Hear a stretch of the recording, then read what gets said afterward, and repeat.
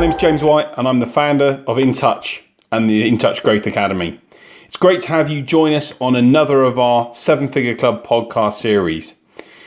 In this episode, I had the pleasure of interviewing Alec Johnson, who is a great friend of mine, someone I've known for a number of years, and he's a real person who I'm inspired by from what Alec has done with his business.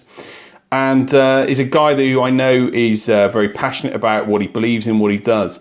Alec is the founder of TLC Marketing, and as he explains in the podcast, he set up TLC and has grown the business to a significant level, over 400 people in goodness knows how many countries, and has achieved a major amount of success as a result of that, and has now got the trappings of success that being a winner in business gets you. And I wanted to tap into Alec's ideas, his thoughts, his wisdom, his knowledge on what he's done and how he's made things happen. And it was a truly incredible interview for me to ask him a bit more about his business and what he's done to achieve success and how he's made things happen. So I'm going to now introduce you to the podcast. Been doing videos all morning, so it's in my brain. The podcast with Alec Johnson, who's the founder of TLC Marketing, for the next series of our 7-Figure Club podcast. And I hope you enjoyed the interview and the discussion that I had with Alec to go forward.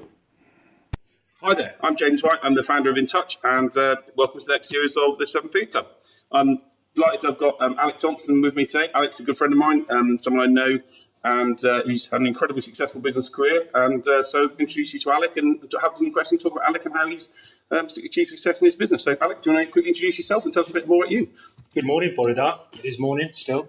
Alec Johnson. I'm the CEO of TLC Marketing, tlcmarketing.com if you want to check it out. We're a marketing business sitting in a really small niche, widely recognized as the sort of pioneers of what you would call on-pack promotions. So the reason why you probably bought that Kellogg's this morning or that Stella Artois this evening was probably for that free days out pass or that free round of golf in the evening. So we're the people behind that on-pack purchase stimulation. So we do that not just in the UK but all over the world. And it's great to have a chance to appreciate your time, Alec, today, because we've talked and we've met and known for a while about we've got both me and Alec share a love of a certain football team, which is brought us together. But tell me a bit about TLC and how you got started with TLC and the years ago. It's all because you've been going for a number of years now. You've such a success as a business. How did it get started? It started really through an ambition I had of just trying to create something out of nothing myself. I think I realized at the age of 20, 21 that I was probably unemployable. You had a career in football as well, didn't you? Yeah. You might tell the story. I was at Swansea and studied in the evenings where all my friends at the football club all used to laugh at me as I turned up with my books on away trips for all the away games. And unfortunately finished at 20 at a horrific injury. So stopped playing and haven't kicked the ball since. So during my football time, I studied marketing. Why not? No idea why. So finished football and thought, hey, I'm going to start a marketing business without any business plan, without any idea or vision as to what I was going to achieve. And found myself just sitting in the middle of this little brokerage part of marketing, which I've since found out is by our non-executive chairman who's advised us for the last 20 years.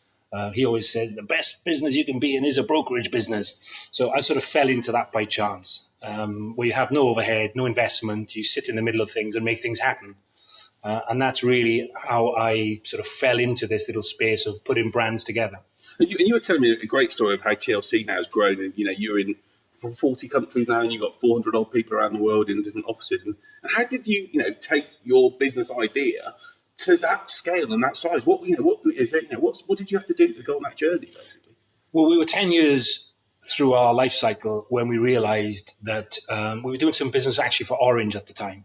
And we realized that Orange had a need in another market. And that other market was actually the Netherlands.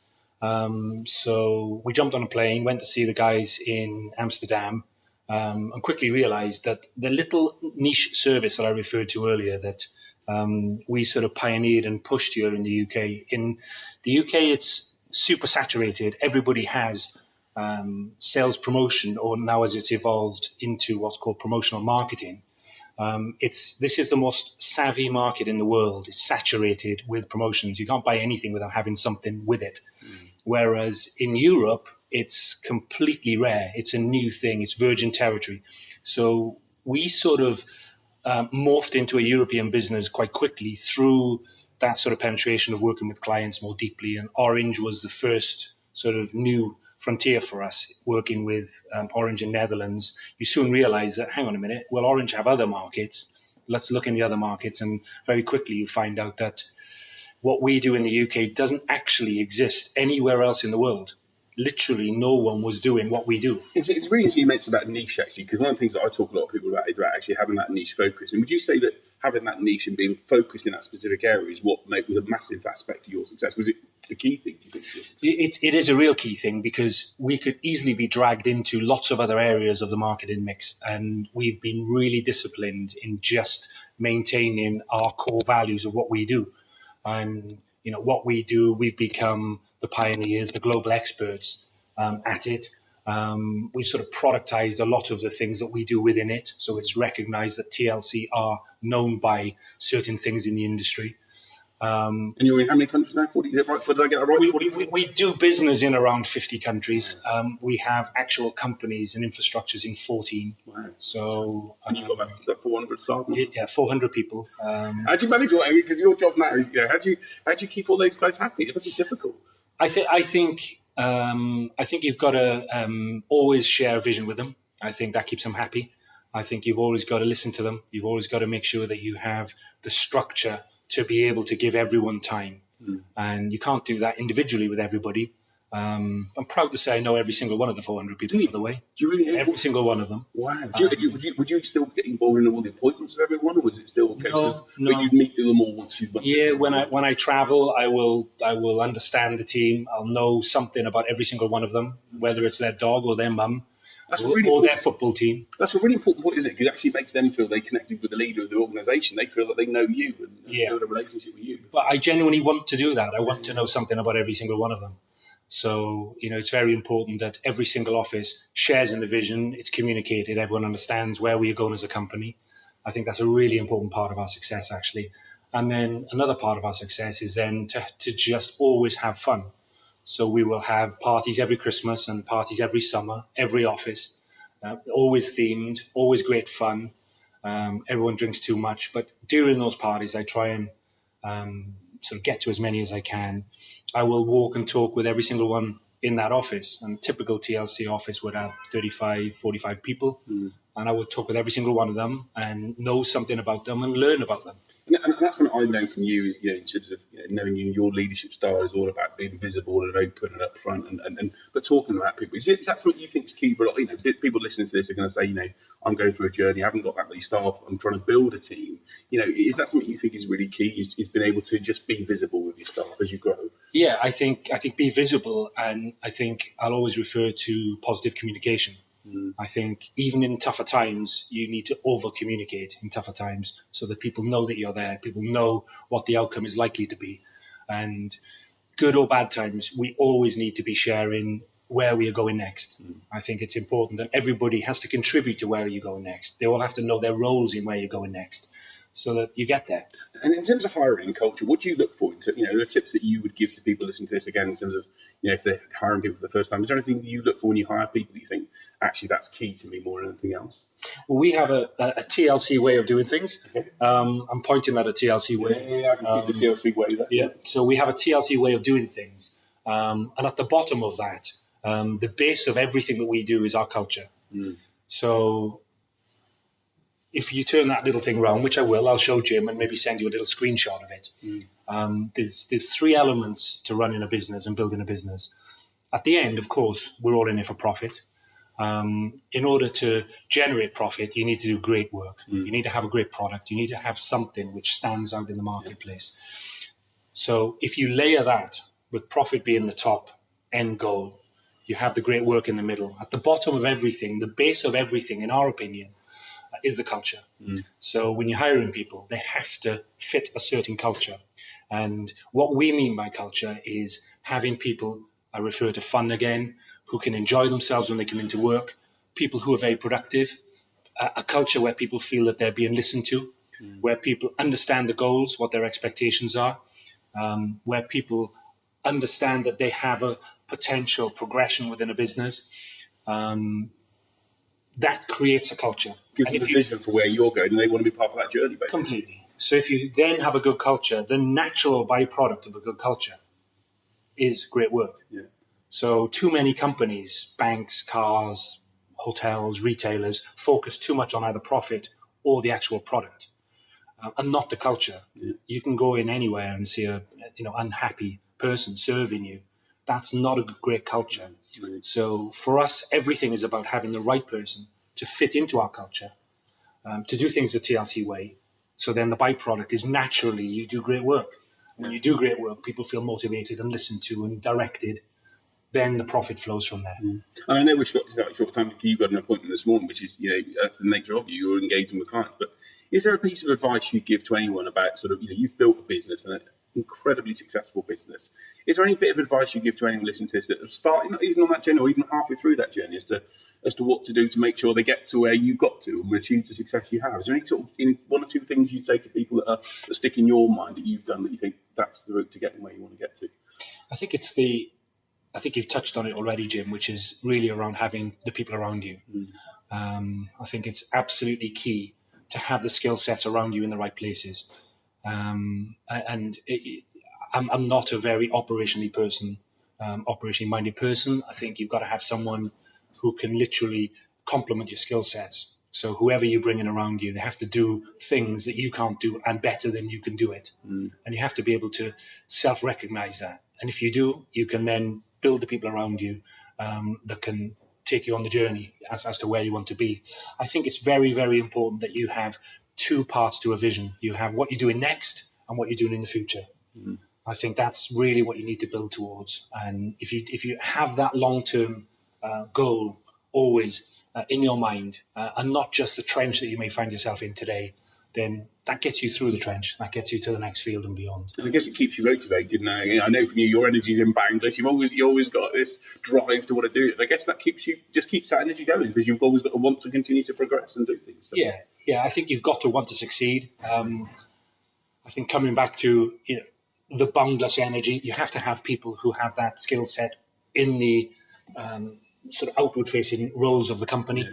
So if you hire people who don't have that hunger, who don't have that dynamic, would you buy from the people who are literally talking to your customers or your clients? If you don't have the person in that role, then you're not going to succeed. Would you buy what you need to buy from the person you're hiring? Yeah. I think that's always a question we ask ourselves. And when we have 70 or 80 people who are what we would say more client-facing in our world, and it's a never-ending training program with them to make sure that they're constantly evolving. They're always pitching to us, not in a sort of critical way, but in a constructive way. And I think it's very, very important that they have that energy. They take that passion into the room. They share, and it rubs off from you as the leader. Yeah. You have to give that to them. Some people just don't have that, and obviously, then you have to be decisive. And you have to make tough decisions, I guess. If you don't make the tough decisions, if you're not decisive with the people around you, they can kill a company. Yeah, definitely. Well, look, I know we've run out of time, but this has been brilliant. I mean, your insight is great. As I say, I've always loved having a beer and dinner with you. I know we've got a meeting you need to get to, so much appreciated from my perspective, and hopefully the listeners in the podcast are going to love having your wisdom. Hopefully, we might be able to get you back on in a time again in the future, where maybe over a beer when we can talk through some football stuff and other things. But really appreciate, Alec, your time and your wisdom. And as I say, I know that a lot of the listeners are going to find it incredibly valuable. So thank you very much. Thank you. Great stuff. Cheers. Good luck, guys. Thanks. And okay, that was Alec for TLC Marketing. More to come from the Seven Figure Club very soon. Thanks, Dan. Bye. So there you go. There's the latest edition of the Seven Figure podcast with Alec Johnson from TLC Marketing. I hope you enjoyed the interview as much as I did. Alec is an incredibly successful business person, but also a really lovely guy and someone who's really keen and there to share his knowledge and expertise in terms of what he's achieved. And I thought it was amazing to hear a number of things about how Alec has achieved that success by being that niched focus on the area of promotions. Is an area that's obviously been a big factor for Alec and his business. But I also thought his focus on culture and the vision and how culture underpins everything that he does at TLC was another great learning point really for us as business people, and especially all of us who are striving to build bigger and better companies, and obviously ensuring you have the right structure in place to listen to your staff is key.